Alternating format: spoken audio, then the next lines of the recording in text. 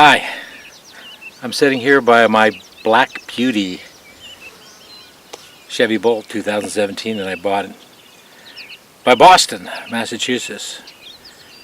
And it is July the 3rd today, a nice day for North Dakota.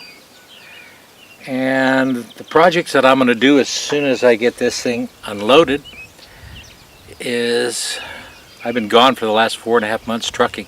And the trucking has helped me pay for my Bolt, which I owed $30,000 on, paid that off. This was $13,000, paid that off.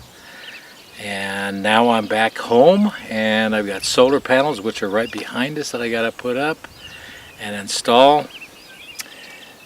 And this is going to be one of my projects. I'm going to tear this car apart, take the battery pack apart, and put it in my solar building.